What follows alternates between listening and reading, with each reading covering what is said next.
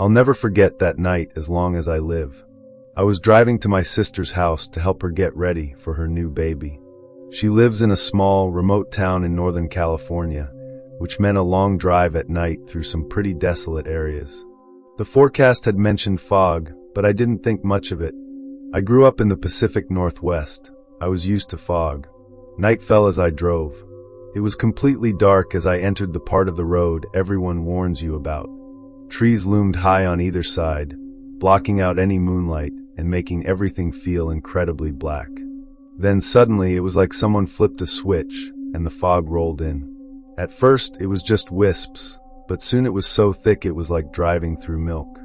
I had to slow down to a crawl, barely able to see more than a few feet in front of my car. My high beams were useless in this visibility, making it worse, so I kept to my low beams, hugging the white line in the middle of the road, hoping it would lead me through. After about 20 minutes, the silence and the sheer whiteness started to get to me. My car was the only one on the road, no lights from oncoming traffic, nothing.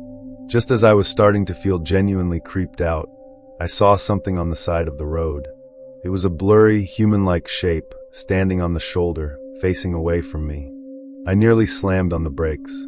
Who would be standing out here in this kind of fog? I thought. I slowed down even more, my heart starting to pound.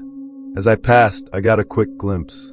It was a man, dressed in a dark hoodie, hood pulled low, head bowed down. He was perfectly still, like he was frozen, just standing there.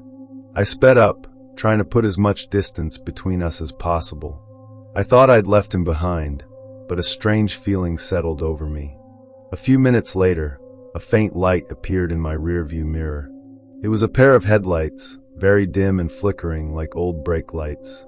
Okay, another car, good. I'm not the only one out here in this godforsaken place, I thought. But the lights were off. They weren't moving like regular headlights, following the curve of the road. Instead, they kept appearing and disappearing behind me, sometimes almost vanishing in the fog, then suddenly reappearing closer than before. Panic started to set in. I decided to speed up. I pressed the accelerator to the floor, my car rumbling as I felt it strain against the heavy fog. I checked my mirror again, and the lights sped up too. They weren't ordinary headlights. They were getting closer and closer, at an unnatural speed. My heart was pounding so hard I could almost hear it over the engine. I realized it wasn't a car. The lights were so close I could tell they were two glowing points, right on my rear bumper, one on either side like two eyes. A shiver ran down my spine. I was flooring it, but the fog was so thick I could barely see. I could feel myself drifting in my lane. I gripped the steering wheel, my palms sweating. Then there was a loud thud from the back of my car, like something heavy had slammed into my rear bumper. I screamed, and the car lurched forward. I looked in my rearview mirror, and those two glowing things were right there, practically touching my bumper. They were swaying, vibrating like something was impacting my car. Then, I heard a scraping sound like fingernails on glass, a harsh, sickening sound, and it was coming from the roof of my car. My brain was telling me this wasn't possible. But I could feel the weight on the roof, the car dipping, and the scraping sound was getting louder, faster. I closed my eyes and slammed on the brakes. The car screeched to a halt, and I lurched forward against my seatbelt. A massive thud came from the roof, followed by a heavy thud on the ground, then the sound of shattering glass from directly in front of my car. I opened my eyes. Through the thick fog, something was moving a few feet in front of my car. It wasn't a person, and it wasn't an animal. It was a large, blurry shape, writhing on the ground, and then slowly it began to stand up. My mind went blank. All I wanted to do was get away. I threw the car into reverse and floored it. The tires shrieked on the wet road as I shot backward. Once I was far enough, I wrenched the wheel around and sped off in the direction I'd come from. I didn't look in my rearview mirror again. I don't know what it was. All I knew was I had to get out of there. I drove frantically, almost blindly, until I finally broke free of the damn fog and into a small town, where I saw a 24-hour gas station. I pulled into the gas station parking lot, shaking. I got out of the car, my flashlight beam dancing over the rear of my car. There was a huge dent in the rear bumper, with deep gouges in it, like something sharp had clawed at it. On the roof, my sunroof was shattered, glass shards scattered inside. But among the shards, I saw something that didn't belong to my car. They were thick, dark, coarse strands like hair tangled in the broken glass. They were too thick to be human hair, and they looked wet and matted, like they'd been dragged through mud. I swatted them away in disgust. I never called the police. I didn't know what to say. I was afraid they'd think I was crazy, or worse, that they'd find it. I just got the car fixed, and have never driven on that road again. Every time I hear a fog warning, a deep dread washes over me. I know what I encountered that night wasn't a car. I don't know what it was, but I know that if I hadn't stopped, it would have gotten inside. And it's probably still out there, waiting for the next foggy night, for the next person to unwittingly drive into its territory. I just hope it never finds me.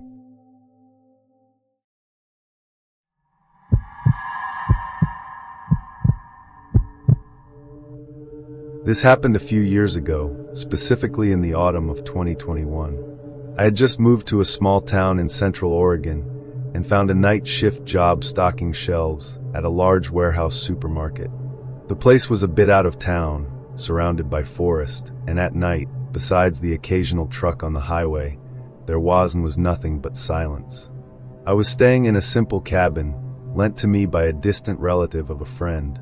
There were no neighbors, and the closest house was miles away. For the first while, everything was normal. I slept during the day, worked at night, and got used to the unique quiet of the night. I remember one particular night clearly around mid-October. When I got off work, a thick, heavy fog suddenly enveloped the entire area without warning. Usually, when my car pulled up to the cabin, I could always see the faint glow of the night light I kept on. But that day, the dense fog swallowed everything, and I could barely see beyond the front of my car. I turned off the engine, and darkness and silence instantly surrounded me, with only the sound of condensation forming on the car windows. Just as I was about to get out, I heard it, very faint, like someone stepping on a dry branch in the woods. I told myself it was just an animal, maybe a deer or a raccoon. I took a deep breath, opened the car door, and a blast of cold, damp air hit me, mixed with the smell of earth and wet leaves. I quickly dashed into the cabin, locked the door, and thought that the fog would surely lift by morning. It was warmer inside the cabin than out. I threw my backpack on the couch and poured myself a glass of water. Just as I was about to go to the bedroom, I heard a slight clinking sound from the kitchen, like porcelain hitting porcelain. My heart skipped a beat, but then I told myself it must have been a cup not placed properly, or the old house settling. I walked into the kitchen and checked the dish rack. Nothing had moved. Just as I turned to leave, there was another sound, this time clearer, like someone gently tapping glass. I walked to the window, and all I could see outside was thick, white fog. I pulled the curtains shut, checked all the window latches, and then went back to the living room.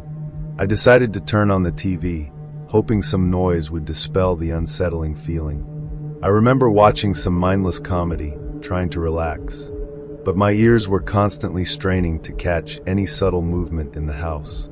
Every creak of the wood, every whistle of the wind through a window crack, kept me on edge.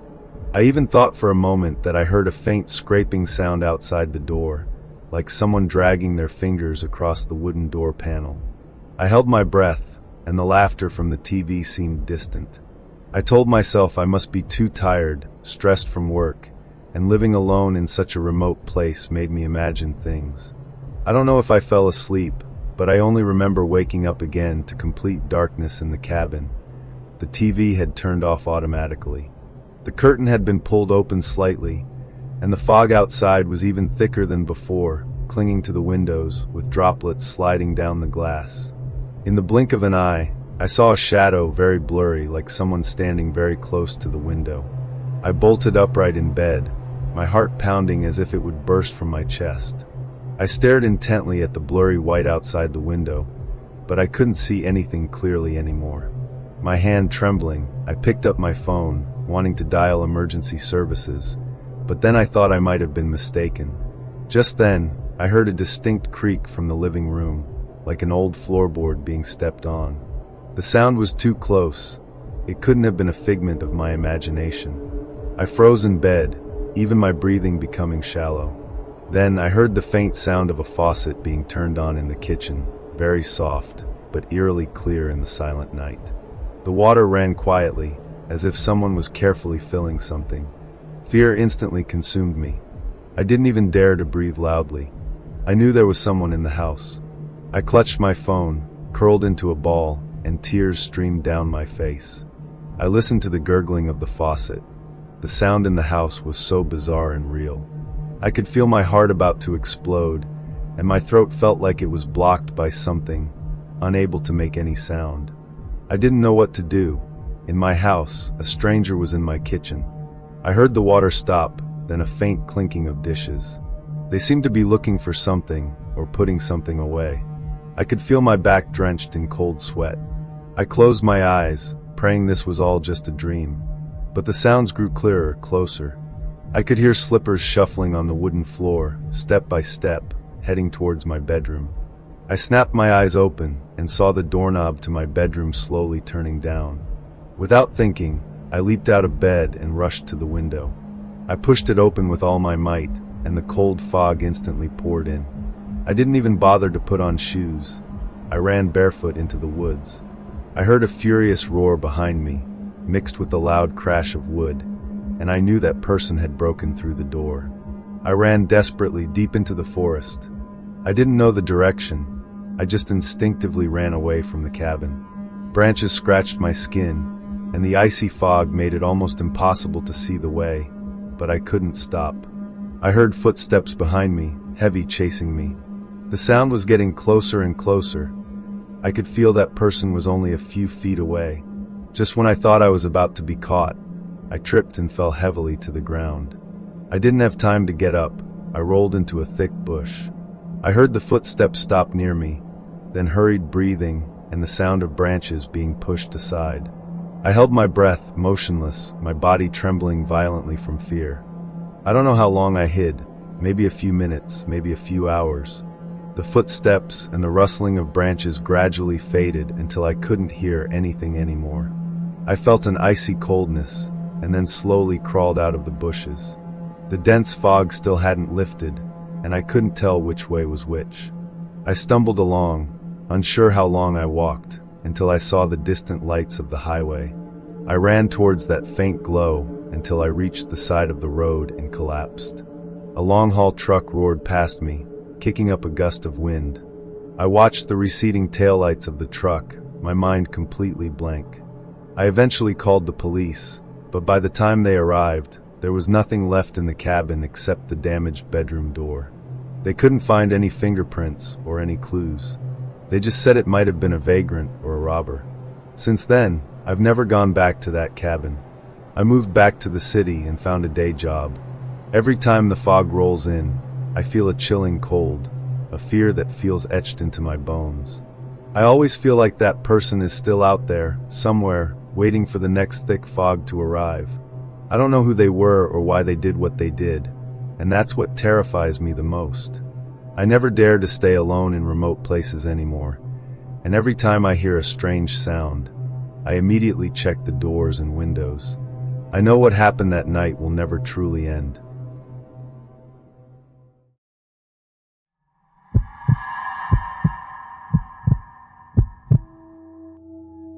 This happened a few years ago, back in 2020. I was fresh out of college, working for a small consulting firm. I'd been dispatched to a remote, agricultural town for a project on farm-to-table supply chains. I booked an Airbnb, a cozy-looking cabin that stood alone on the edge of town, surrounded by farmland. I arrived in the afternoon, the sun was bright, and the cabin had a welcoming front porch with rocking chairs, and an interior filled with an old-fashioned wooden fireplace and antique furniture. I dropped my bags, made myself a cup of coffee, and opened my laptop to catch up on some emails. Everything felt calm, almost idyllic. The weather forecast had mentioned fog that evening, but it didn't prepare me for how thick it became. As soon as the sun dipped below the horizon, mist began to rise from the fields, thin at first, then quickly thickening to a milky white. Visibility dropped to just a few feet. I stood by the window, watching as the outside world was completely swallowed by the fog. Even the streetlights in front of the house became blurred. I put on some Netflix, watched a random movie, and then decided to head to bed. Just as I was drifting off, I heard a faint sound, like something being dragged outside. I figured it was just the wind rattling the rocking chairs on the porch, or some small animal scurrying around. I rolled over, not giving it much thought. A moment later, I heard it again, clearer this time, like wood scraping against the ground, and it sounded closer to my bedroom window. My heart skipped a beat, but I told myself not to be silly. It was the countryside. All sorts of sounds were normal. In the middle of the night, I was jolted awake by a persistent thumping. It wasn't a rhythmic knocking, but a scattered, dull impact, like something was hitting the side of the house, right next to my bedroom. My heart rate quickened. I held my breath, trying to identify the sound. Each thump felt like a direct hit to my chest. Slowly, cautiously, I crept out of bed and peered through the curtains, but there was nothing but a dense, white expanse outside. I pulled out my phone, switched on the flashlight, and tried to shine it through the gap in the curtains, but the light was completely swallowed by the fog, like it was hitting a white wall. Then the thumping stopped. It was replaced by a subtle scratching sound, like fingernails dragging across glass, starting from the edge of the window, moving up, then down again. My scalp prickled. An indescribable sense of dread spread through me. I could even hear the frantic thumping of my own heart echoing in my ears. The scratching grew louder, faster, and then with a loud crash, my bedroom window shattered. A dark shape lunged through the broken glass, and a hand reached in. It looked thick and calloused, with long fingernails, and in the dim light of my phone, I could see what looked like dirt and blood around the knuckles. I screamed, scrambling off the bed and tumbling to the other side, trying to put the bed between me and whatever was at the window. The dark shape didn't immediately follow. The hand just lingered, fumbling in the air, seemingly searching for something. I could hear its ragged breathing, coming through the broken window, along with the tinkling sound of more glass falling. My body was completely rigid, trembling uncontrollably, with only one thought in my mind: escape. I fixated on that hand. It seemed to be trying to reach my bedside table where my phone lay. I could smell a foul stench of damp earth mixed with sweat wafting in from outside. I don't know where the strength came from, but adrenaline surged through me. I saw a jacket draped over a stool by the bed, and without thinking, I grabbed it and slammed the bedside lamp into the hand reaching through the window. The sound of shattering glass and a dull thud against flesh happened simultaneously. The hand recoiled violently, followed by a suppressed grunt of pain. I didn't hesitate. I bolted from the bedroom and sprinted for the front door. I didn't even bother with the keys. I just fumbled with the deadbolt, yanked the door open, and burst out into the bitter cold and impenetrable white fog. I could barely see anything. I ran as fast as I could, desperate to get as far away from that cabin as possible. I could hear heavy footsteps behind me, and the sound of more glass breaking. He was inside. My lungs felt like they were on fire, but every step was fueled by pure survival instinct. I stumbled and fell a few times, scraping my elbows and knees, but I didn't care. I scrambled back up and kept running until I saw the blurry red and blue lights of a police car in the distance. I don't know how long I ran, but those lights were a beacon of hope. I screamed, my voice hoarse, putting every last ounce of strength into it. The police arrived and searched the property, but found nothing. They speculated it might have been a homeless person or someone on drugs. The cabin was a mess. My bedroom window was completely shattered, and glass shards and pieces of my lamp lay scattered on the floor. They found deep drag marks in the mud below the window, like something heavy had been pulled across the ground, but the fog and rain had quickly washed away most of the evidence. I was taken to a hotel in town that night, and the next day, I packed my bags and left. I never went back to that Airbnb, and I didn't even ask for a refund. To this day, I still have nightmares about that hand reaching through the window and the footsteps chasing me in the dense fog. I've moved and even changed jobs, but the bone-chilling fear has never completely vanished. Every time it gets foggy, I instinctively pull the curtains tight and double-check all the locks, as if the intruder from that night could reappear at any moment. It wasn't a ghost or a monster, it was a real person, and that's the scariest part. Ghosts only exist in stories, but people, they're a very real threat.